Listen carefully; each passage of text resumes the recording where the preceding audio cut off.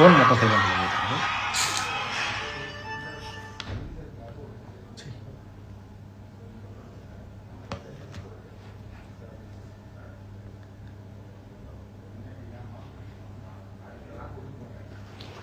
வணக்கம் சார்.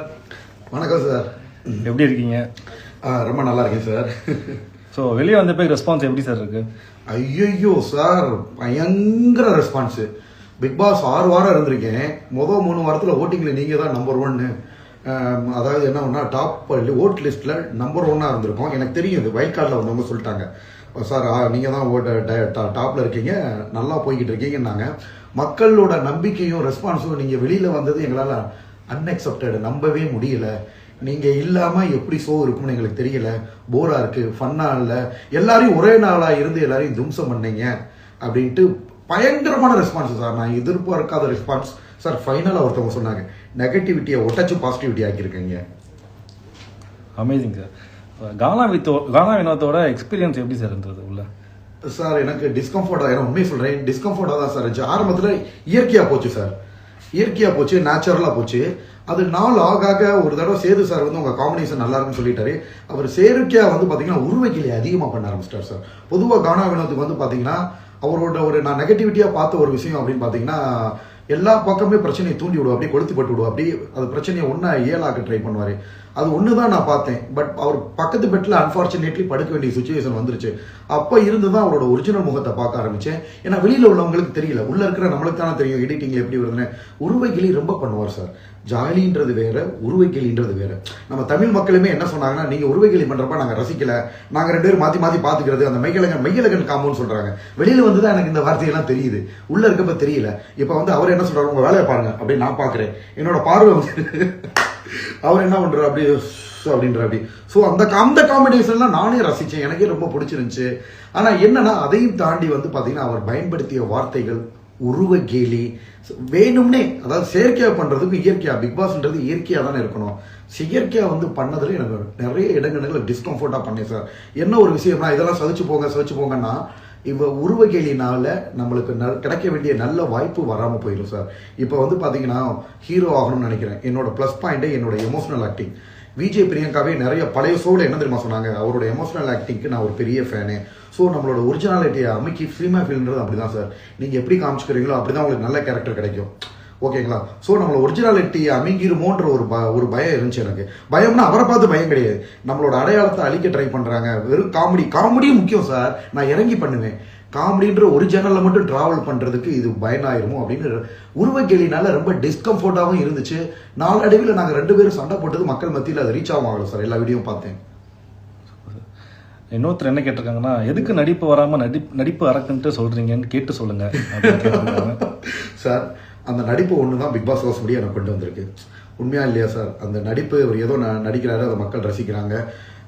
இப்போ விஜய் பிரியாங்கெல்லாம் பெரிய ஆங்கர். அவங்களே வந்து ஒரு ஷோவில் ஒரு நம்ம விஜய் டிவியில் வந்து பார்த்தீங்கன்னா யோகின்ற ஒரு நடிகர் வந்து என்ன மாதிரி எனக்கு டூப் போட்டிருக்காரு. அவர் ஃபீல்டில் இருக்கார் ரொம்ப வருஷமா. எனக்கு டூப் போட்டு வந்து வாட்டர் மெலன் மாதிரி பண்ணுறாரு, நான் ஆக்டிங் பண்ணுறாரு, நான் பேசுகிறேன். எனக்கு கிடைச்ச ஒரு பெரிய வெற்றி இல்லையா?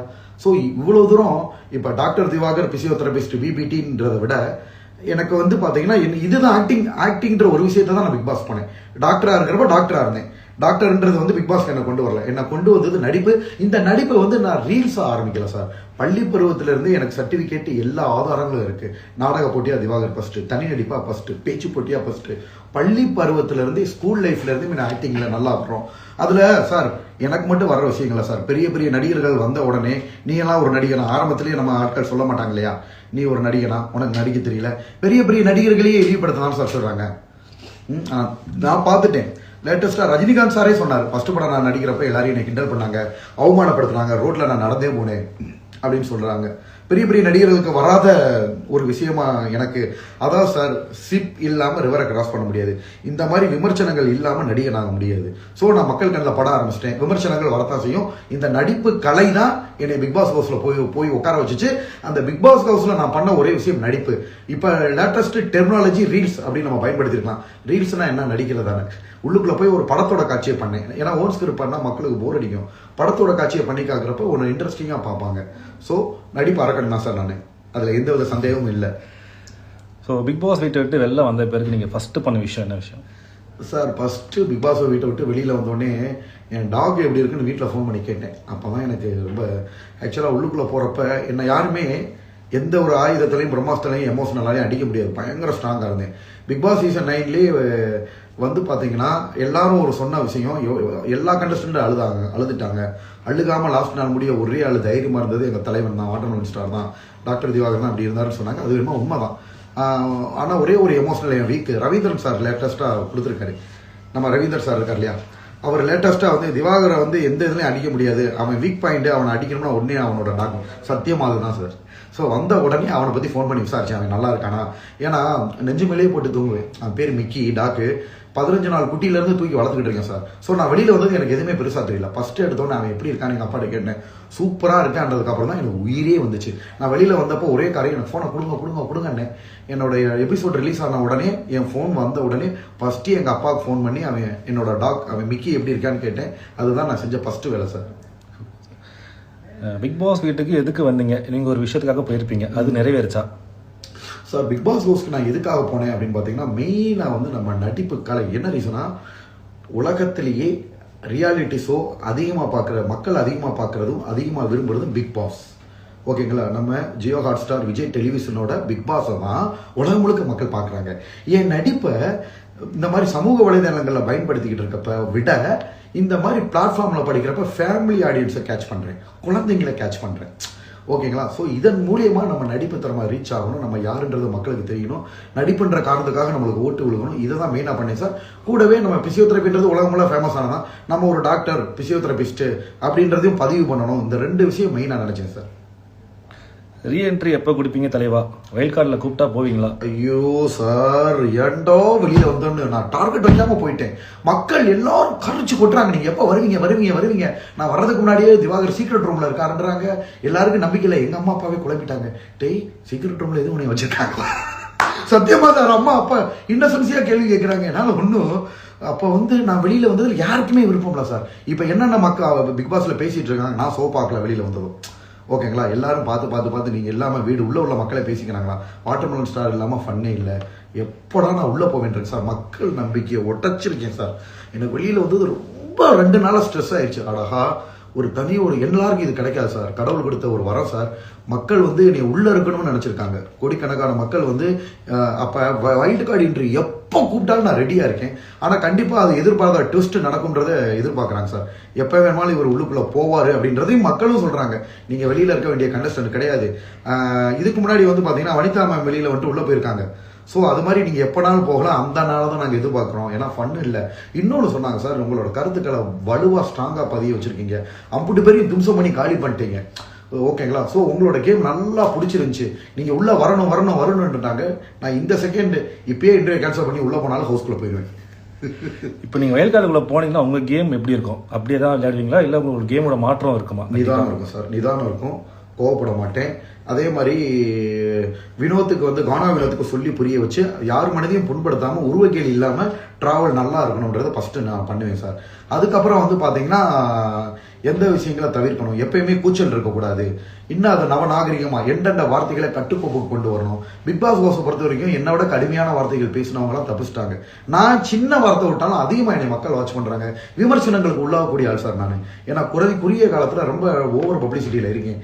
ஸோ அதை நான் தவிர்க்கணும்னு நினைக்கிறேன். நாவடக்கம் ஃபஸ்ட்டு நாவடக்கம். அப்புறம் வந்து மெகிலையன் காம்போ மாதிரி வினோத் திவாகர் காம்போ பயங்கரமாக இருக்குன்றாங்க. அதை அவருக்கு சொல்லி புரிய வச்சு உருவக்கேலியை தடுத்து 2 பேரும் நல்லா ட்ராவல் பண்ண நினைப்பேன் சார். அதுக்கப்புறம் எப்பயும் போல ஸ்ட்ரைட் ஃபார்வர்டாக தான் இருப்பேன். அப்புறம் வந்து கூச்சலை குறைச்சிட்டு மற்ற மக்களோட ஒன்றிணைந்து, ஓகேங்களா, அதாவது நான் தனியாக தான் இருப்பேன். திருப்பி பழைய மாதிரி அநியாயத்தை தட்டி கேட்கறது, குரூப்பீசத்தை தடுக்கிறது நேர்மையான முறையில். ஏன்னா மக்கள் வந்து யார் என்னன்றது இப்போ குழம்பி போயிருக்காங்க. ஓகேங்களா, எனக்கு தான் தெரியும் உள்ளே இருக்கிறவங்க என்னென்ன குணம், யார் எப்படி இப்படின்றது தெரியும். ஸோ உள்ளுக்குள்ளே போனோன்னா பயங்கர சுவாரஸ்யமாகும் சார் கேமு. உங்களுக்கு பிடிச்ச கண்டஸ்டன்ஸ்னால் யார் சார்? சார் உண்மையை சொல்லவா சார், இப்போ ஒரு சில சீசன்ஸ்லாம் இப்போ பிக் பாஸ் ஆரியண்ணா படித்தப்பலாம் அவருக்குன்னு ஒரு யூனிக்கி தனித்துவம் இருந்துச்சு. ஸோ இவங்களெல்லாம் எனக்கு பிடிக்கும்னு. எனக்கும் ஆரியண்ணாவுக்கும் கருத்து வேறுபாடுகள் இருந்தால் கூட நான் அவரை விட்டு கொடுக்க மாட்டேன். அந்த மாதிரி இந்த சீசனில் எனக்கு மணக்க வளர்ந்தவர் யாருமே இல்லை சார். ஏன்னா எல்லாருமே கொஞ்சம் ஓரளவு மீடியமான மெச்சூரிட்டி தான் இருக்குது. யாருக்கிட்டையுமே நீ ஒரு உயர்ந்த குணத்தை நான் பார்க்கவே இல்லை. அதனால் வந்து எனக்கு இப்போ பிடிச்ச கண்டஸ்டன்ஸ் யாரையும் சொல்ல முடியாது சார். அந்த வாரம் நீங்கள் எலிமினேட் ஆகலைன்னா வேறு யாராக இருப்பாங்க? சார் இப்பயும் சொல்கிறேன், எல்லாரும் மக்கள் சொன்னது வந்து ஓட் லிஸ்ட்டில் நீங்கள் 3 நாளில் தான் இருந்தீங்க, நீங்கள் எலிமினேட்டர். நான் யாரை எதிர்பார்த்தேன்றதை சொல்லிடுறேன் சார். ரம்யா, அரோரா, கனி, சுபிக்ஷா, இந்த 4 பேரையும் தான் நாங்கள் எல்லாருமே கெஸ் பண்ணி வச்சுருந்தோம். ஏன்னா நான் வந்து ரொம்ப ஸ்ட்ராங், எல்லாருமே நம்ப மாட்டாங்க இவராவது போறதாவது அப்படின்ற மாதிரி. லாஸ்ட் நாள் கேட்டப்பமே நிறைய பேர் கனி தான் சொன்னாங்க. கனி நாங்கள் கடைசி நேரத்தில் திவாகர் அப்படின்றது அன்எக்செப்டடு. கனி நிறைய பேர் சொன்னது கூட நம்ம அதில் டெலிகாஸ்ட் ஆகல, அது எடிட்டில் எப்படி போச்சுன்னு தெரியல. கனியை தான் அதிகமாக சொன்னாங்க, கெஸ் பண்ணி வச்சிருந்தாங்க. நான் அக்செப்ட் பண்ணல. ஆனால் எங்கள் 2 பேரும் தனியாக உட்கார வச்சப்பா தான் அவங்களுக்கு இந்த டவுட் இருந்துச்சு. ஆக்சுவலாக எதிர்பார்த்தது வந்து பார்த்தீங்கன்னா, ஏன்னா எரோரா வந்து ரொம்ப வீக் சார். அரோரா சாரி, நான் அந்த ஹவுஸ்குள்ளே பேசுகிற மாதிரி, ஹவுஸ்குள்ளே வந்து பார்த்தீங்கன்னா அரோரான்னு எல்லாரும் சொல்லுவாங்க, நான் யூ போட்டுருவேன். ஏரோரான்னு சொல்லி நான் ஒரு செல்லமாக கூப்பிடுவேன். சின்க்ளைன்றதை சின்கான் மாற்றிடுவேன். ஏரோரா சின்கான் சொல்லி எனக்கு பேரும் அப்படியே வருது. ஸோ அரோரா, சுபிக்ஷா, கனி, ரம்யா, இந்த 4 பேருமே ரொம்ப ஆக்டிவிட்டிஸே இல்லை சார் இப்போ. ஸோ இந்த 4 பேரும் ரொம்ப வீக்கு, 4 பேர் எலிமிட் ஆக நாங்கள் எல்லாருமே பிளான் பண்ணி வச்சிருந்தோம். அதிகமாக எதிர்பார்த்தது அரோரா தான் சார். அதிகமாக உங்களுக்கு பிடிச்ச டாஸ்க்னா எந்த டாஸ்க் சொல்வீங்க சார்? எனக்கு பிடிச்ச டாஸ்க்னா நான் கியூசி பண்ணேன்ல, ஜூஸ் டாஸ்க்கு, அது ரொம்ப இருக்கிறதுலே அது ரொம்ப எனக்கு பிடிச்ச டாஸ்க்கு சார். வீட்டுக்குள்ள யாரு ஃபேக்கா இருக்காங்க? இருக்கிற 20 பேர் ஃபேக்காக இருக்க மாதிரி தான் தெரியுது, இன்க்ளூடிங் மீ. பட் நான் வந்து பார்த்தீங்கன்னா கொஞ்சம் ஒரிஜினாலிட்டியாக, ரொம்ப அழுக தெரியாது, நடிக்க தெரியாது, சின்ன விஷயத்தை பெருசுப்படுத்த மாட்டேன். ஓகேங்களா சார்? சின்னதாக ஒரு கேம் விளாண்டு லேசாக சரைச்சிருக்கோம், அதை எடுத்துகிட்டு போய் டாக்டரை தான் நினைப்பேன். இவங்க வீட்லலாம் உட்காந்துட்டு லேசாக சரைச்சு விட்டாலே டாக்டர் போய் பார்ப்பாங்களா? எல்லாரையும் கிண்டல் பண்ணுவேன் சார். சின்ன விஷயம்னால கேமரா முன்னாடி காமிச்சு அதை பெருசுப்படுத்தி அப்படி இப்படின்வாங்க. ஒரு தடவை கானாவை வந்து கீழே விழுந்துட்டான் சார், எலும்புல தான் அடிபட்டுச்சு. அதுக்கு என்ன பண்ணுறான், சபரி கொண்டு போய் பார்த்தீங்கன்னா வாயில தண்ணி அள்ளி ஊற்றி சீனி அள்ளி வாயில கொட்டி, already he had some problem, அதை நம்ம சொல்ல வேணாம், சீனி போடக்கூடாது. அவர் வாயில சீனியை போட்டு தண்ணியை கொடுத்துறாங்க. எதுக்குன்னா குட்வில் வாங்குறதுக்கு நடிக்கிறாங்க. ஓகேங்களா? காலில் இடிச்சதுக்கு போய் யாராவது சுகர் வாயில போடுவாங்களா? அது எல்லாமே கொஞ்சம் சபரி எக்ஸாஜரேட்டாக இருப்பார். ஸோ நடிப்புன்னு பார்த்தீங்கன்னா ஓவரா நடிக்கிறதுன்னு பார்த்தீங்கன்னா சபரி சார். ஓவரா நடிக்கிறது, ஒரிஜினாலிட்டியை காட்டாமல் இருக்குன்னா சபரி, கானா வினோத் 2 பேர் சொல்லுவேன். அதே மாதிரி கானா வினோத்தும் சார் கெட்ட வார்த்தை அதிகமாக பீப், நேற்று கூட பார்த்தேன், அதிகமாக பீப் சண்டை விழுந்தது கானா வினோத்து. அதே மாதிரி சண்டையை கொளுத்தி விடுறது, உருவக்கிளி வார்த்தையில் விடுறது, ஆனால் வெளியில் டக்குன்னு ஒரு போடு போடுவார். என்னதான் இருந்தாலும் வாட்டர்மெலன் சார் எனக்கு ரொம்ப பிடிக்கும். அதே மாதிரி தான் கலையரச மணியம் சார் என் கூட ரொம்ப க்ளோஸாக இருக்காங்க. ஹவுஸில் நாமினேஷன் வர்றப்ப ஃபர்ஸ்ட் என்னைய தான் குத்திட்டு வெளியில் வந்து என்கிட்ட தைரியமாக சொல்லுவாங்க, அண்ணே உங்களை தானே போட்டேன், ஏன்டா போட்டேன்னு கேட்டேன். அண்ணே அவங்களாம் உங்களை அவமானப்படுத்துறது பிடிக்கலனே, நீங்கள் அவமானப்படுறது எனக்கு மனசு கஷ்டமாக இருக்குனே, அதுக்காக தானே நான் கேட்டேன், ஏன்டா நான் அவமானப்பட்டேன்றதுக்காக நீ நாமினேஷனில் போய் நீ குத்தி காட்ட எவ்வளோ பேர் இருக்காங்களே அப்படின்னு சொல்லி கேட்பேன். அந்த மாதிரி இந்த மாதிரி ஒரு சாக்கு சொல்லி வெளியில் வந்து நல்ல பேர் ஆயிரும் அப்படி சார் கானா வினோத். ஸோ கானா அதிகமாக நடிக்கிறது வந்து பார்த்தீங்கன்னா Gana Vinod, Sabari sir. Top 5 contestants யார் சார்? சார் இந்த வருஷம் ரொம்ப வீக்கு சார். எல்லா கண்டஸ்டன்ட்டுமே நான் பார்த்துட்டேன். அதாவது ஒரு ஸ்ட்ராங் மைண்டு, ஸ்ட்ராங் இது அந்த இது யாருமே இல்லை சார். குட் குவாலிட்டி கேரக்டர் இருக்கணும். வெறும் கேம்ஸ் மட்டும் வச்சு கேரக்டர் வச்சோம்னா எல்லாருமே பிரியிறாங்க. எல்லாரும் ஒன்னா கூடினது ஒரு ஆள் கூட இல்லை சார். சார் இப்போ பிக் பாஸ் ஒரு எக்ஸாம்பிள் சொல்லிக்கலாம்ல, தப்பு இல்லை. ஆரிய அண்ணாட்ட பார்த்தீங்கன்னா இண்டிவிஜுவல் கேரக்டர் இருக்கு, கேமும் நல்லா விளையாடுறாரு, கேரக்டரும் நல்லா இருக்கு, அடிச்சாரு. அதே மாதிரி தான் அந்த அர்ச்சனா கிட்டையும் பார்த்தேன். அந்த பொண்ணு போஸ்ட் எல்லாமே யாரையும் ஹர்ட் பண்ண மாட்டேங்குது, ஸ்ட்ராங் பாயிண்ட் வைக்குது. ஸோ அவங்க வின்னர் ஆனாங்க. அந்த மாதிரி இங்கே யாருமே இல்லை சார். நல்லா பிளே பண்ணுறவனு கேரக்டர் நல்லா இல்லை. இப்போ நல்லா பிளே பண்ணுறான் பிரவீன்லாம் நான் எப்படியோ நினச்சேன். பட் ஆனால் பார்த்தீங்கன்னா இண்டிவிஜுவல் கேரக்டர் ரொம்ப ரொம்ப ஒஸ்ட்டாக இருக்குது, ரொம்ப ஒஸ்ட்டாக பிஹேவ் பண்ணுறான். அப்போ வந்து பார்த்தீங்கன்னா மக்கள் அதுக்கு ஓட்டு விழுக்காது. ஒரு பிளேயரை நான் நினச்சிருப்பேன், அவன் வந்து பார்த்தீங்கன்னா ரொம்ப நடிப்பாங்க, எல்லாமே ஃபேக்காக இருக்கு, பேசுறதுலேருந்து பண்ணதுலேருந்து. ஒரு சில பேர் அப்படி இருக்கிறப்ப எல்லாருமே வீக்காக தெரியுது சார். என்னால் டாப் 5 கண்டிப்பாக என்னால் கெஸ் பண்ண முடியல. இப்போ டைட்டில் வின்னர் யாருன்னு கெஸ் பண்ணுவீங்களா? அதாவது சார் பெஸ்ட் ஸ்டூடெண்ட்டாக இருந்தால் அதில் நம்ம ஒரு இது சொல்லலாம். எல்லாமே கொஞ்சம் சுமாரான ஆட்களாக இருக்கனால அந்த சுமாரான ஆட்களில் யாராவது ஒரு டாப் 5 வருவாங்க. இன்னொன்று வெளியில் உள்ள மக்களுக்கு கரெக்டாக கெஸ்ஸிங் தெரியல சார். ஏன்னா நிறைய பேர் வந்து உருவ கேலி பண்றவங்கள வெளியில வந்து அதுக்கு காரணமே ஒரு வகையா நம்ம முகம் தான். அது வேற ஒரு கொஸ்டினுக்கு ஆன்சர் வரும், நான் ஆன்சர் பண்றேன். ஸோ இது மக்கள் எடுக்கிற முடிவு தான் சார். பார்வை பத்தி சொல்லுங்க. பாரு சார், அதாவது இங்க 2 பேருக்குமே சண்டை வரும். டக்குன்னு அண்ணே அப்படின்னு மதுரை பாஷையில் வந்து உடனே எனக்கு மனசு இறங்கிடும். பட் நானா இருந்தேன் சார். பாருக்கு சப்போர்ட் பண்ணேன்னா ஒரு ஆளை இண்டிவிஜுவலாக அட்டாக் பண்ணாங்க நான் வருவேன். அந்த பொண்ணு தப்புன்னு சில விஷயங்களை பண்ணும். கிச்சன் சமையல் கட்டில் ஏறி உட்காரும். அதில் அந்த நேரம் தான் அவங்களுக்கு நான் சப்போர்ட்டே பண்ணியிருக்க மாட்டேன் பாருங்க. ஸோ சப்போர்ட் பண்ணுறதுக்கு சப்போர்ட் பண்ணேன். நானாக விளாண்டேன். நான் நல்ல கருத்துக்கள் எடுத்து வைக்கிறப்ப பாரு அதை இது தடுத்தாலும் பாருவுமே நிறைய டைம் எதிர்த்துருவேன். இல்லைப்பா நீ பண்ணுறது தப்பு, நான் இப்படி தான் இருப்பேன் அப்படின்னு. அவங்க ஒரு டைப்பாக கேம் ஆடுறாங்க சார். பாரு ஒரு டைப்பாக கேம் ஆடுறாங்க. அவங்களுக்கு ஒரு டைப் ஆஃப் புரிதல் இருக்கு. கேமர் அப்படின்னு பார்த்தீங்கன்னா அவங்க ஒரு டைப், நான் ஒரு டைப் சார். நீங்கள் ஏன் யாரையும் பேச விட மாட்டீங்க? உங்களுக்கு ஒரு நல்ல விஷயம் சொல்ல வந்தாலுமே ஏன் யாரையும் பேச விட மாட்டீங்க? சூப்பர், நல்ல கொஸ்டின் சார். சார் எனக்கு பயங்கரமான லிசனிங் பவர். ஏன்னா அப்படி இருந்தனால தான் நம்ம இந்த லெவல் படித்து இந்த லெவல் வந்திருக்கோம். லிசனிங் பவர் இல்லாட்டி கிளாஸில் கவனிச்சு வச்சதே எழுதி நான் 10 மார்க்னா 5 மார்க் வாங்கிட்டு போயிருவேன். 10 மார்க்னா 8 மார்க் வாங்கிட்டு போயிருவேன் சார். லிசனிங் பவர் ஜாஸ்தி. அவங்க என்ன இன்டென்ஷனில் வர்றாங்கன்னு எனக்கு அவங்க இது பண்ணுறதுலேயே எனக்கு புரிஞ்சுக்குது. கெட்ட இன்டென்ஷனில் வர்றது தெரிஞ்சுது. இப்போ லேட்டஸ்ட்டாக எனக்கு விஜய்க்கும் ஒரு சண்டையில் என்ன பண்ணுறான், எல்லா பேரும் கேர்ள்ஸ் எல்லாம் அங்கே வாங்க கூப்பிட்டு இவர் சொல்கிறதெல்லாம் நீங்கள் அதாவது இவர் கூட லவ் கண்டென்ட் பண்ணாதீங்க அப்படி இப்படின்னு சொல்கிறது இமேஜை கெடுக்கிறதுக்காக பண்ணுறான். டக்குன்னு நான் அவனை தட்டி கேட்டு அவன் பண்ண தப்புக்கல நான் திருப்புறேன். இல்லை, உங்களுக்கு நல்லதுக்காக தான் வந்து திருப்புறாங்க சார் பிளைட்டை. அப்போ என்ன பண்ணுறாங்க, இவருக்கு நல்லது நான் செய்ய வந்தேன் என்னை திருப்பிட்டாருன்னு சும்மா சொல்கிறாங்க. எனக்கு நல்லா தெரியும் இன்டென்ஷன். அவர் சொல்ல வந்த இன்டென்ஷன் வேற. ஓகேங்களா? அப்படி அவர் நல்லது பண்ணோம்னா என்னை கூப்பிட்டு தனியாக சொல்லியிருந்துருக்கலாம். ஓகேங்களா? பொண்ணுங்க கிட்ட கூட்டப்போ இங்கே பாருங்க, அவர் வந்து ரொம்ப இன்னசென்சியாக இருக்காரு, எல்லாத்தையும் ஒரே மாதிரி பேசுறாரு. ரீல்ஸ் எடுத்தா கூட பொண்ணுங்க கிட்ட பர்மிஷன் வாங்கி தான் அவர் ரீல்ஸ் எடுக்கிறாரு. அப்படி இருக்கிறப்ப அவர் அந்த பேசுறதுக்கும் நம்மளை தப்பா பேசுறதுக்கும் வித்தியாசங்கள் இருக்கு சார். ஸோ அவங்க பண்றது எனக்கு ஆரம்பத்திலே புரிஞ்சுது சார். ஒரு டாப்பிக்கை கொண்டு வர்றாங்கன்னா அது ஈஸியாக என்னால் அண்டர்ஸ்டாண்ட் பண்ண முடியுது. ஸோ அதை நிப்பாட்டிட்டு என்னோட வாதத்துக்கு நான் போறேன். மற்றபடி லிசனிங் பவர் இல்லாமலாம் இல்லை சார். லிசனிங் பவர் எனக்கு ஜாஸ்தி சார். காலேஜில் படிக்கிறப்போ ஓடி விரட்டி போய் சீனியர்கிட்ட கேட்பேன், ப்ரொஃபஸர்கிட்ட கேட்பேன், அவங்க சொல்றது கேட்பேன், நோட்ஸ் எடுத்து படிப்போம். அப்படிதான் நம்ம வந்திருக்கோம்.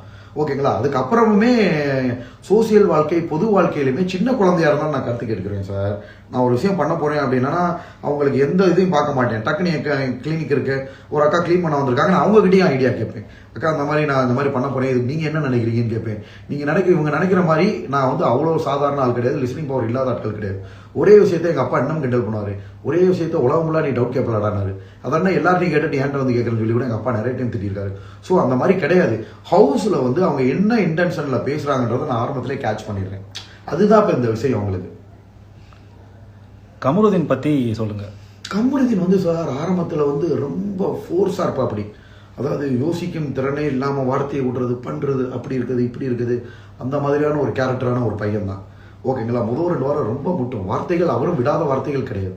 ரொம்ப வார்த்தைகள் விட்டு முரட்டுத்தனமாக இருப்பா அப்படி. பட் 4 ஆக 3வது வாரம் 4வது வாரம் நாங்கள் நல்லா பேசுகிறப்ப நானே ஸ்வீட்டாக பேசுகிறேன். என்னம்மா கமருதீன் செல்லம் அப்படிலாம் வார்த்தைகளை போட நாங்கள் 2 பேரும் சேர்ந்து வேலை பார்க்க புரிஞ்சுக்கிட்டோம். அப்படி கடைசிக்காரங்களாம் அண்ணே ரொம்ப இன்னசென்ட் சார், நீங்கள் என்ன நினைச்சாலும் சரி ஷோவை விட்டு நான் 2 நாளைக்கு வர்றதுக்கு முன்னாடி என்ன தெரியுமா சொல்கிறேன், அப்படி ஜெயிலில் இருக்கப்ப இவரெல்லாம் இல்லாமல் என்னடா ஷோ, எனக்கு ஆச்சரியமா இருக்கான்.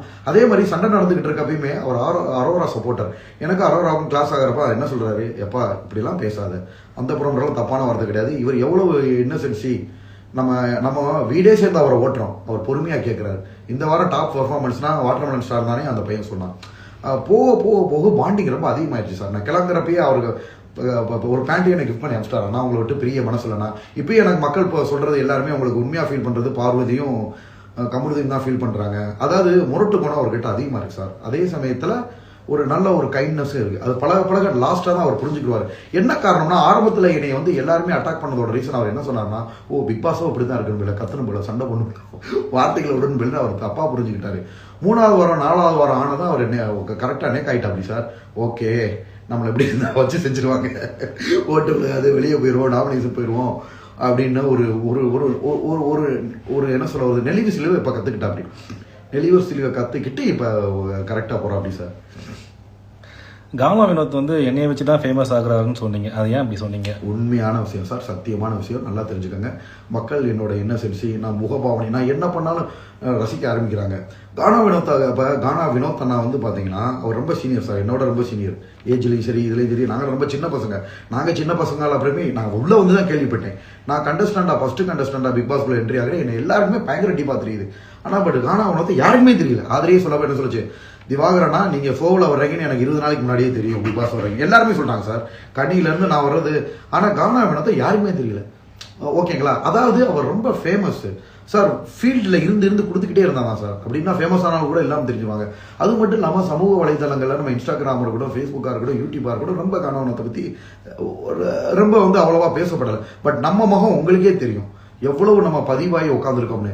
ஸோ அப்போ அந்த பப்ளிசிட்டியை என்ன பண்ணுறாரு சார்? இப்பயுமே எல்லாரும் சொன்னாங்க, இதுக்கு முன்னாடி அவர் தெரியாது, உங்களோட சண்டை போட்டு காம்போ நல்லா ஆனதுக்கு அப்புறம் தான் அவருக்கு தெரியுது.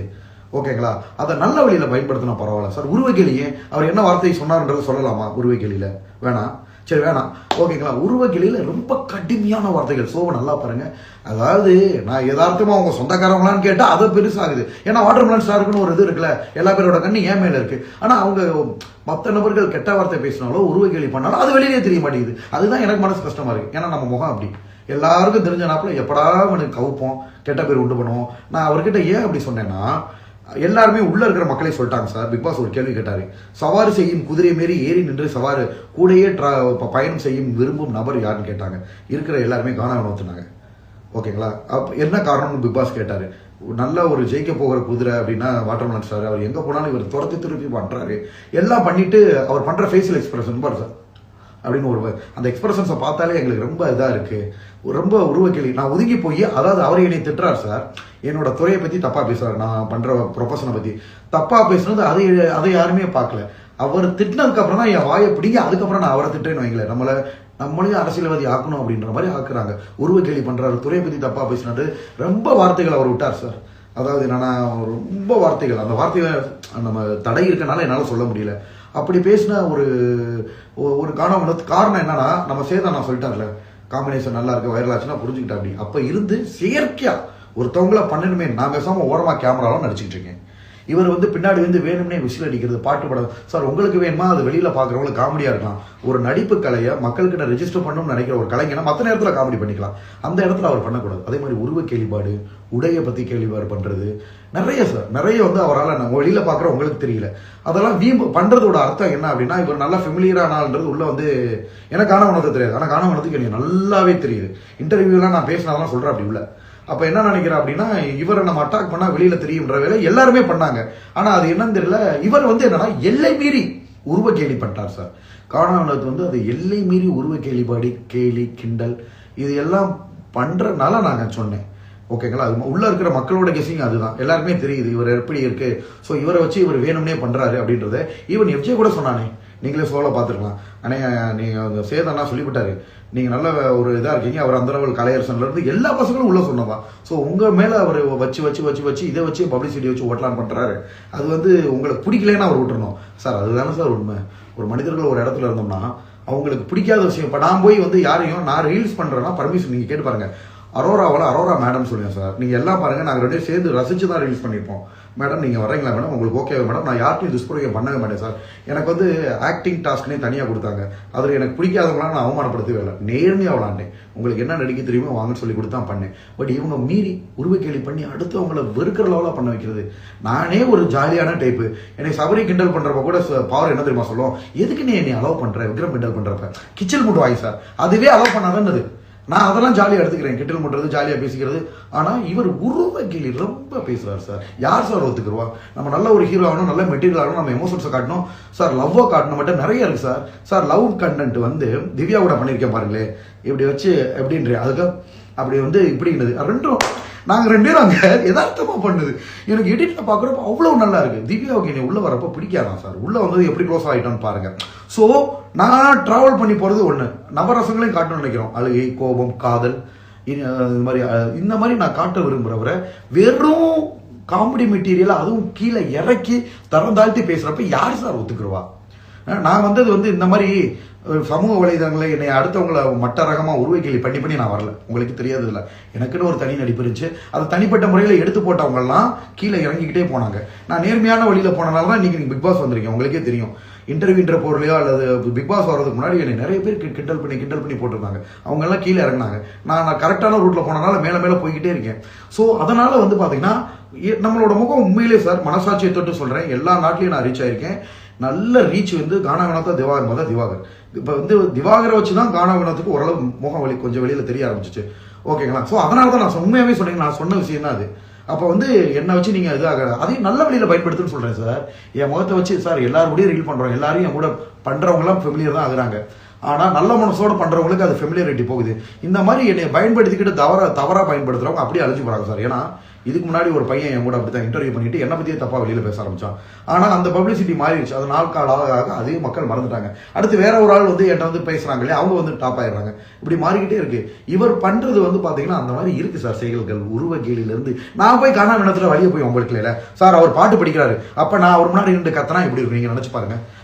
இதை தட்டு எடுத்து பாடுறாரு. அதில் ஒரு சுயநலம் சார். அவர் பாட்டிக்கிட்டு இருக்கப்ப நம்ம கூட சேர்ந்து பண்ணோம்னா அதுவும் நல்லா இருக்கும். இப்போ காதல் ஓவியம் அவர் பாட்டு பாடும் அப்படின்னா சேர்ந்து பண்ண, நீ பாடாதன்றோம் அப்படி. ஸோ அதெல்லாம் உங்களுக்கு தெரிய மாட்டேங்குது. இதே அமித்தில் வைல்டு கார்டில்ன்றப்ப ஏன் திவாகர் நல்லா பாடுறாரு, சேர்ந்து பாடட்டுமேனாரு. ஸோ கானா வினோத் அவர் பாடுறப்ப அவருக்குன்னு ஒரு குரூப் 3 பேர் வச்சுக்கிடுவார் சார். அவங்க மட்டும் தான் பாடணும்னு நினைப்பார், என்னைய பாட விட மாட்டார். ஓகே, நானும் அதுக்கு மதிப்பு கொடுப்பேன். நான் ரொம்ப அவங்களோட பாடுறப்ப டிஸ்டர்ப் பண்ண மாட்டேன். இது ஒரு நல்ல டீசென்ட் அப்ரோச். இது நான் நடிக்கிறப்ப பின்னாடி இந்த விசில் அடிக்கிறது நீங்க பாருங்க. அப்படி பேசுறது, அவங்க பாடுறப்ப அவங்களோட கலையை நான் குச்சப்படுத்தல. ஆனால் நான் பாடுறப்ப நடிக்கிறப்ப நிறைய கொச்சைப்படுத்தி பேசியிருப்பாரு. அதெல்லாம் அந்த வார்த்தைகளை நீங்க சொல்ல வேண்டாம்னு சொன்னனால நான் சொல்லலை. உருவ கேலியெல்லாம் அந்த 24/7 பாருங்க. நான் வெளியில வர்றப்ப ஏவி காமிச்சாங்க, அதுலயுமே ரொம்ப கேவலமான ஒரு வார்த்தையை சொல்லிருக்காரு சார். ஓகேங்களா? அந்த மாதிரி வார்த்தைகளை சொல்றப்ப யாரு சார் இப்போ ஒவ்வொருத்தவங்களுக்கும் ஒரு சுய கௌரவம்னு ஒன்று இருக்கும் இல்லையா? ஓகே, காம்போ வந்து நல்லா சார் இயற்கையா இருக்கிறப்ப அது நல்லா இருக்கு சார். இப்போ அவர் சொல்றாருல, நானும் முறைக்கிறேன் இல்லை, அவரும் முறைக்கிறாரு பாருங்க. 2 பேரும் பார்த்தது இயற்கை, அது நல்லா இருந்துச்சு. நைட்டு வந்து கையை துறங்க நாளா, நான் உண்மையிலேயே அவருக்கு ஜாதகம் அது வந்து ஃபேக்கா நடந்ததுல சார். ஜோசியம் பார்க்குறேன் கொடுங்க, நான் அவர் சும்மா போர் நிற்கிறேன்னு சொல்றேன். அப்படி நான் உண்மையிலேயே அவருக்கு ஜாதகம் தெரியும். அவர் என்ன தெரியுமா சொன்னார், ரேடியோ பார்த்துட்டு உங்களுக்கு எல்லாமே விவியா இருக்கு, வெற்றியாகும். அப்போ அவர் சீரியஸா பார்க்கறான்னு நினைச்சா சார் நான் என் கையை கொடுத்தேன். ஜாதகம் பார்க்கறப்ப என்ன ராசி என்ன லக்கணம்னப்போ உண்மையிலேயே ஒரு ஜாதகம் பார்ப்பார் வேலை. அப்ப என்ன பண்ணிட்டு அப்படி கும்பலக்கணம் என்ன ஒன்று போட்டா அப்படி கையை பார்த்தா அப்படி இப்படின்னு அப்படி மந்திரம். எனக்கு ஒரு லெவலுக்கு மேல 80% போய் 90% தான் ஃபேக் வந்துருச்சு. முதல்ல நான் அவர் உண்மையிலேயே பார்க்கறேன்னு நினைச்சிட்டு இதுல பார்வை இதுவும் எனக்கும் ஜாதகம் பாருங்களேன் கையை தூக்கிட்டு ஓடியா இருந்துச்சுங்க. ஸோ அது நல்லா இருந்துச்சு சார். சார் இயற்கை நல்லதா செயற்கை நல்லதா, அடுத்தவங்களை இழிவுபடுத்துறது நல்லதா? யோசிச்சு பாருங்க.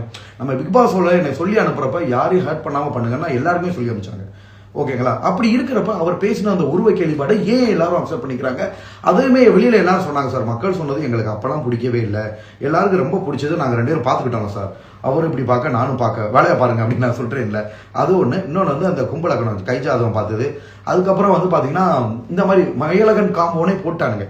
ஓகேங்களா? ஸோ இது நல்ல வழியில பயன்படுத்திருக்கலாம். அதை விட்டுட்டு கானா வினோத் அவர் பயன்படுத்திய முறை தப்பு சார். இவங்களை மட்டப்படுத்தி தான் நம்ம பெரிய ஆளா வரணும் அப்படின்னா கண்டிப்பா அது யாரும் வர முடியாது. அப்படி மட்டமா போற அளவுக்கு நான் வரல சார். என்னோட தரத்தை உயர்த்துறதுக்கு விஜய் டிவிக்கு வந்திருக்கேனே தவிர என்னோட இதை தாழ்த்துறதுக்கு கிடையாது. ஸோ அது வந்து உண்மையான விஷயம் சார். என்னை வச்சு சவாரி குதிரையா ஓடிக்கிட்டு இருக்கவங்களை வச்சு ஃபேமஸ் ஆகணும்னு நினைக்கிறாரு. இது எனக்கு ஒன்றும் தப்பா தெரியல. ஸோ நிறைய ரீல்ஸ்லாம் பார்த்துருப்பீங்க. நீங்கள் எவிக்ட் ஆன வீடியோ பார்த்தீங்களா? ஏன்னா ஃபர்ஸ்ட் வந்து பார்வை தான் வந்து ஒரு மாதிரி எக்ஸைட் ஆனாங்க, அதுக்கப்புறம் வந்து அழ ஆரம்பிச்சாங்க. அதை பற்றி நீங்கள் என்ன நினைக்கிறீங்க சார்? ஆக்சுவலாக அது எதிர்பார்க்கல. அது வந்து சும்மா 2 பேர்ல யாருன்னு கேட்டதுக்காக திவாகர் சொல்லிச்சே தவிர நம்ம எப்படி ஒரு ஸ்ட்ராங்கான ஆளு. ஏன்னா எல்லாமே வீட்டில் நடக்கிற நிகழ்வுகளை என்னைய வச்சு தான் ஆரம்பிக்கும் சார். அதாவது நான் மட்டும் ஸ்ட்ராங்கா இருக்கும். பாரு சண்டை போட்டாலும் சில விஷயங்கள் பாரு பண்றதுல நியாயமே இருக்காது. கிச்சன் மேல ஏறி உட்காந்துட்டு சண்டை போடும். ஸோ அதுல வந்து நியாயம் இருக்காது. பட் நான் போடுற சண்டைகள் நான் யார்கிட்டையும் போக மாட்டேன். மக்கள் சொன்னது, நீங்க உங்களை தேடி தான் எல்லாரும் சண்டை போட வருவாங்க. ஓகேங்களா? அப்ப நம்ம வந்து வீட்டில் வந்து ஒரு மெயின் டார்கெட் மெயின் கண்டென்ட் நான் போவேன்றது யாருமே எதிர்பார்க்கல. அந்த பொண்ணு சும்மா 2 பேர்ல யாருன்னு கேட்டப்போ அது சொல்லிட்டாங்க. டக்கு எவிக்ஷன் உடனே அவங்களால தாங்க முடியல. எமோஷன்ஸை எப்படி காட்டுறதுன்னு தெரியல சார். அதுக்கப்புறம் அழுதுதான் உண்மைதான் சார். அதெல்லாம் ஃபேக்க கிடையாது. அண்ணே நீ இல்லாம என்னால இருக்க முடியாதுன்னு சொல்லி அதெல்லாம் உண்மை சார். உண்மை அதுதான். அது முழுக்க அதுக்கு ரிலாக்ஸேஷன் நான் தான். என்னதான் சண்டை போட்டாலும் நான் போய் சாப்பாடு போட்டு கொடுப்பேன் சார். அது சாப்பாட்டை கழுவிருக்கேன் சார். எங்க அம்மா சாப்பிட்டது கூட நான் கழுவுனது கிடையாது. என்ன ரீசனா எனக்கு அந்த இடத்துல அது குழந்தையா தான் தெரிஞ்சு. ஓகேங்களா? அதை நான் இன்ட்ரெஸ்ட் எடுத்தும் பண்ணினேன். சாப்பாடு வாங்கிட்டு போய் கவலையா இருக்கப்போ கொடுப்பேன். அது குடிச்ச டீ கிளாஸ்லாம் நம்ம ஆள் இருக்காங்களே இருக்கிறதுல எல்லா இடத்துலயுமே வேலை பார்க்கறது ஃபர்ஸ்ட் சார். சாப்பிட்டது எப்பயுமே கருதுறது, போட்டது போட்ட இடம் தான். நானே நிறைய டைம் திட்டுவேன். ஸோ அதெல்லாம் நான் எடுத்து பார்ப்ளேன்னா நான் போய் ஃபர்ஸ்ட் கழுவி வைப்பேன். அதெல்லாம் அதுக்கும் தெரியும். ஸோ அதனால என் மேல அதிபயங்கர ஒரு அன்பு சார். அந்த ஹவுஸ்லயே என்ன நம்மள அளவு வேற யாருமே பாரு நம்மள. இப்ப லேட்டஸ்டா வந்தப்ப கூட ஆனா அவங்ககிட்ட பேசினா நம்ம 2 பேரோட பாண்டு தனின்னு நம்ம 2 பேரும் தனியா டிஸ்கஸ் பண்ணி. ஸோ அழுததெல்லாம் உண்மைதான் சார். அதெல்லாம் தாங்க முடியல, ஏற்றுக்கொள்ள முடியல. நான் போவேன் கனவுல, அதுக்கு இவ்வளவு சீக்கிரம் நீங்க போவேன்னு நினைக்கவே இல்லைன்னு அழுததெல்லாம் உண்மை. சும்மா மீடியால ஏதாவது போட்டு விடுறாங்க சார். எமோஷன்ஸ் டக்குன்னு காட்ட தெரியாது சார். வீட்டில் நிறைய பேர் அவங்க அப்பா இறந்தவுடனே டக்குன்னு அழுக மாட்டாங்க. அவங்களோட அதோட சீரியஸ்னஸ் தெரியாது. ஏன் பார்வையே சொல்லியிருக்கேன். ஆனா எங்க அப்பா இருந்தப்போ அழுதுறேனே, இப்ப நான் அழுகிறேங்கன்னா அவங்க அப்பாவை நினைச்சு 1000 தடவை அழுதுருக்கு சார். ஸோ அதெல்லாம் எமோஷன்ஸ் சார், ஒரிஜினல் எமோஷன்ஸ். என்னால் நான் இல்லாமல் அந்த பொண்ணுக்கு வந்து என்னன்னா சண்டையில் சப்போர்ட் கிடையாது சார். எல்லாம் முடிஞ்சு கடைசியில் சோல்ல சார்ந்து அழுகிறதுக்கு ஒரு ஆளாக நான் இருந்தேன். எமோஷன்ஸை வெளிப்படுத்துறதுக்கு ஒரு ஆளாக இருந்தேன். அது சாப்பிடாட்டி சாப்பாடு கொடுக்கறதுக்கு நான் ஒரு ஆளாக இருந்தேன். எனக்கு மைண்டு ஸ்ட்ராங்குன்றனால எனக்கு அழுகு வரல சார். இல்லாட்டி நானுமே அந்த இடத்துல ரொம்ப அழுது கத்திருப்பேன். ரொம்ப நான் போல்டான ஆள், வர்றையா வா இது வா வா அப்படின்னு எதிர்த்து நிற்கிற ஆள் நான், டக்குன்னு மனம் உடைகிற ஆள் இல்லை. ஸோ அதனால என் கண்கள்ல இருந்து தண்ணி வரல. ஆனால் ரவீந்தர் சார் சொன்னது கரெக்ட். இவரோட எமோஷனல் மைண்டை ஒரு டாக்கு. ஏன்னா அதை நான் குழந்தையா வளர்ந்தது. எங்க அப்பா வந்தாரு, ஏன்டா வீட்டில் அம்மா அப்பா நல்லா இருக்காங்களான்னு கேட்கல, ஒவ்வொரு கேமராவை போய் மிக்கிய வாங்கி விட்டு போது சாப்பாடு கொடுங்க. எங்க அத்தை மையம் பார்த்துட்டு சொல்லியிருக்காருல்ல, என்ன மாமாவே அப்படி, எங்க அப்பா வந்து அவருக்கு தாய் மாமே, என்ன மாமா அவன் வந்து இந்த மாதிரி டாக்கு மிக்கின்றான், என்ன அது என்ன அவனு புரியாமல் கேட்டிருக்காங்க. ஸோ அது மாதிரி சார் பார்வோட எமோஷன்ஸ் உண்மை. கிளம்புறப்ப வந்து பார்த்தீங்கன்னா ஆரம்பத்தில் அவங்களுக்கு எப்படி எக்ஸ்பிரஷன் காட்டுறதுன்னு தெரியல. ஏன்னா நான் எவிட்டாவேன்றது அன்எக்செப்டடு, கனவுளோட நினச்சி பார்த்துருக்க மாட்டாங்க. டக்குனு திவா இருந்த உடனே அவன் ஒரிஜினல் எமோஷன்ஸ் வெளியில் வருது. ஸோ மக்களுக்கு என்ன சொல்ல விரும்புறீங்க சார்? மக்களுக்கு சார் நீங்கள் சொன்னாப்புல இப்போ மெயின் வந்து எல்லாம் வயல்காடு என்ட்ரி தான் பேசுகிறாங்க. என்னை விட மக்களுக்கு தான் அந்த சுகபுதி தெரியுது சார். வெளியில் வந்ததும் மக்களோட நம்பிக்கையை உடச்சிட்டீங்கன்றாங்க சார். அவ்வளோ நல்லா இருந்துச்சா சார். நான் பண்ணுற சார் கேமரா என்னை பார்த்து திரும்பிச்சிடும், அது நான் ஆன்சர் பண்ணலையோ கேமரா சார். அது கூட காமெடி. நான் மேடம் கிட்ட என்னை எடுத்தாங்களே பிக் பாஸ், அந்த மேடம் கிட்ட சொல்கிறப்ப அவங்க ஃபன்னா, என்ன திவாகர் இது உங்களுக்கு ஃபன்னா தெரியுதா? நாங்கள் மேடம் மக்கள் சொன்னதை வச்சு தான் மேடம் சொல்கிறேன். நான் நடிக்க ஒவ்வொரு இடமா போகிறேன்ல, கேமரா திரும்ப மக்களுக்கு ரொம்ப ஃபன்னாக இருந்துச்சா சார். கடைசியில் நான் போய் கவலையாக உட்காரேன். அது உண்மைதான், நான் வீடியோ பார்த்து தான் தெரியுது. எல்லாம் பார்த்துட்டு உண்மையிலே நான் கவலையாக தான் உட்காந்து, என்னடா நம்ம போனாலே நம்ம கேமரா அப்படின்னு இருக்குமே. பிக் பாஸே சொல்லுவார், மற்றவங்களுக்குலாம் சொல்லணும், சபரி விக்கல்ஸ் உங்களுக்குலாம் நான் எப்படி பர்ஃபார்மன்ஸ் சொல்லிக்கிட்டு இருக்கணும், சொல்லாமல் நல்லா பர்ஃபார்ம் பண்ணுற ஒரே ஆள் திவாகருக்கு சொல்லவே தேவையில்லைன்னாரு. அப்போ கேமரா நான் போய் நின்னாலே டக்குன்னு ஜூம் பண்ணும். கடைசி 3 நாள் கேமரா சார் இருக்கீங்களா sir, sir please sir, camera போய் தட்டி கூப்பிட்டுட்டு இருக்கேன். எல்லா கேமராவும் திரும்புது. கடைசியில் ஒரு கட்டத்தில் நான் அப்படியே கவலையில் அப்படி உட்காருறேன். அப்போ எனக்கு வெளியில இருந்து பார்க்குறப்ப அது ஒரு இன்னசென்சியாக நல்லா தெரியுது சார். என்ன பண்ணாலும் நாங்கள் உங்களை ரசித்தோம். அதே மாதிரி சார் பாரு அழுதுகிட்டே சொல்லுமா, நான் உட்காந்து ஸ்வீட் சாப்பிட்டுக்கிட்டு இருக்கேன். அதெல்லாம் நல்லா இருந்துச்சா சார். என்னோட ஒரிஜினல் எமோஷன்ஸ் நல்லா இருந்துச்சா. நேற்று ஒரு தொலைக்காட்சியிலேருந்து ஒருத்தர் ஃபோன் பண்ணி சொல்கிறாரு, முகங்கள் வந்து ஒவ்வொரு பாவனைகளை கொடுக்குது, உங்கள் முகம் ஒவ்வொரு எக்ஸ்பிரஷன்ஸை கொடுக்குறது, அது எல்லாமே ரசிக்க தகுற மாதிரி இருக்கு. இப்போ நீங்கள் இதை பண்ண போறீங்கன்னு பார்த்தா அதுக்கு வேற வரும், அது வந்து கலைஞனுக்கு உண்டானது பயங்கரமாக இருந்துச்சுன்னு ஒரு பெரிய தொலைக்காட்சியின் நிருபர் வந்து எனக்கு ஃபோன் பண்ணி பேசுகிறார். அவர் பேரெல்லாம் சொல்ல முடியாது, அந்த தொலைக்காட்சியோட இதுவும் பண்ண முடியாது. அவங்களாம் சொல்கிறப்ப எனக்கே அதே மாதிரி எல்லாரும் சொல்கிறாங்க, எவிட் ஆகி வர்றப்ப தைரியமாக விஜய் சேதுபதி சட்டை சார் எங்களுக்கு ஒழுங்காக உங்கள் மாதிரி பாடி லாங்குவேஜ் இருக்கு, நான் சிரிச்சா அழகாக இருக்கும். விஜய் சேதுபதி சார் ஆக்சுவலாக எல்லா நடிகர்களுமே சிரிப்பு அழகாக இருக்குன்றது விஜய் சேதுபதி சார் தான். அதுக்கப்புறம் என்னதான் சார் சொல்கிறாங்க அப்படின்னு அவர்கிட்டே தைரியமாக சொல்லி ஹக் பண்ணி கிஸ் வாங்கிட்டு பாருங்க, இதுக்கெல்லாம் ஒரு போல்ட்னஸ் வேணும், ஒரு கட்சி வேணும்னு சொல்கிறாங்க. ரவீந்தர் சார் வந்து கரெக்டாக கிஸ் பண்ணி சொன்னார் சார், என்னால் ஒரு வாரம் தாங்க முடியாது, உருவக்கிளை தாங்க முடியாது, 50 பேர்த்தையும் சிங்கிள் பிளேயராக நின்று தும்சம் பண்ண திவாகர். ஸோ டைட்டில் வின்னர்னு போட்டிருக்காங்க. நான் அதெல்லாம் எதிர்பார்க்காது சார். ஸோ மக்கள் வந்து இவ்வளோ நம்பிக்கை வச்சிருக்காங்க. இப்போ நான் எதிர்பார்க்குற ஒரே விஷயம் வைல்ட் கார்டு சார். திருப்பி என்னை எப்போ உள்ளே அனுப்புவாங்க, நான் உள்ளே போவேன்னா அப்போ தான் பயங்கர சுவாரஸ்யம் ஆகும்னே சொல்கிறாங்க சார். ஸோ நான் எதிர்பார்க்கறது, எனக்கு இதோட சீரியஸ்னஸ் தெரியல. இன்னொன்று உண்மையை சொல்கிறேன் சார், டாக் ரொம்ப நான் பிள்ளை மாதிரி வளர்த்துட்டேன்.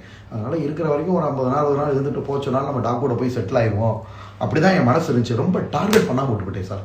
நான் பண்ண என்னன்னா டார்கெட்டோட, இப்போ நான் ஃபிசியோதெரபிஸ்ட்டு டாக்டராக எனக்கு ஒரு டார்கெட் இருக்கும்ல, கிளினிக் வச்சிருக்கோம், ஹாஸ்பிட்டல் பட்டுறோம், அந்த டார்கெட்டை நோக்கி போனேன், அச்சீவ் பண்ணேன். இதில் வந்து இருக்கிற வரைக்கும் நல்லா இருப்போம், நம்மளை அவ்வளோ சீக்கிரம் மக்கள் அனுப்ப மாட்டாங்க. எனக்கு ஓட் பற்றி எனக்கு தெரியும் சார். பிஆர் டீமே வைக்கல சார்.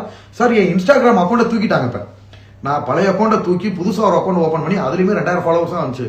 அதையுமே என்ன பண்ணிட்டாங்க, சஸ்பெண்ட் பண்ண வச்சிட்டாங்க.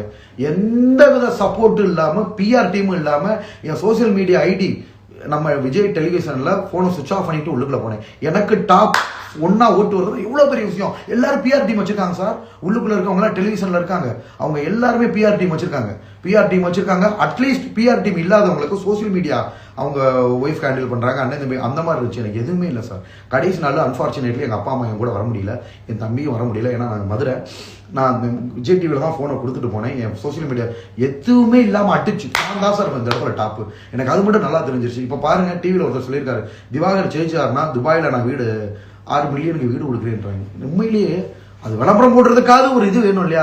யாருக்குமே அப்படி போடவே இல்லை சார். திவாகர் டாப் 10 அடிச்சாரா நான் இது கொடுக்குறேன், எனக்கு மட்டும் தான், எனக்கு இது தெரியாது, மக்கள் ஃபார்வர்ட் பண்றது. ஸோ நான் எதிர்பார்க்கறது எப்படா wild card entry. Vanitha madam போனாங்க இல்லையா? ஸோ வனிதா மேடம் போனாங்க. ஸோ அதை விட என்ன பெருசாக எதிர்பார்க்குறாங்க சார். மக்களின் நாயகர் மாதிரி இருக்கிறேன். எனக்கு ஆக்சுவலாக வந்து பார்த்தீங்கன்னா மக்களோட விருப்பம், மக்கள் தீர்ப்பே மகேசன் தீர்ப்பு. ஸோ எப்போ வைல்ட் கார்டில் போவோம் அப்படின்றதான் சார் ரொம்ப எதிர்பார்ப்பாக இருக்குது, ரொம்ப இதாகவும் இருக்குது. ஸோ அதற்கான வாய்ப்பை ஜீவா ஹாட்ஸ்டார் வடவங்களா என்ன தெரியல, ஆனால் மேக்ஸிமம் மக்கள் ஓட்ஸை வச்சு தான் அவங்க ஷோவே ரன் பண்ணுறாங்க. ஸோ நான் திருப்பி உள்ளுக்குள்ளே போவேன்னு ஒரு நம்பிக்கை இருக்குது சார். Super sir. ஸோ கடைசியாக அந்த தமிழ்நாட்டின் ஓகே, வணக்கம் தமிழக மக்களே, நான் உங்கள் தமிழ்நாட்டின் நட்டிப்பு அரக்கன் watermelon star doctor D Diwakar பிபிடி. மேபி வைல்ட் கார்டு என்ட்ரியில் பிக் பாஸ் ஹவுஸ்க்கு போகிறானா போகலையா அப்படின்றது தெரியல. ஸோ சுவாரஸ்யமாக பாருங்கள். விஜய் டெலிவிஷனில் ஜியோ ஹாட்ஸ்டாரில் பிக் பாஸில் திரும்ப என்னோட என்ட்ரி இருக்குமா இல்லையான்றது கடவுளுக்கு தான் தெரியும். பட் கடவுள் மக்களாகிய நீங்கள் தான் கடவுள்.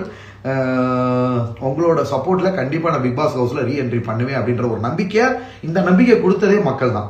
ஓகேங்களா? ஸோ இல்லாட்டி எனக்கு அந்த நம்பிக்கை இருக்காது. என்ன டாப் அதாவது நீங்கள் தான் வின்னர் ஆவீங்க. நான் எவிக்ட் ஆகி வெளியில் வந்தோடனே சொன்னார் உங்களை வின்னர் ஆவீங்கன்னு பார்த்தா என்னங்க இப்படி அப்படின்ற மாதிரி சொன்னாங்க.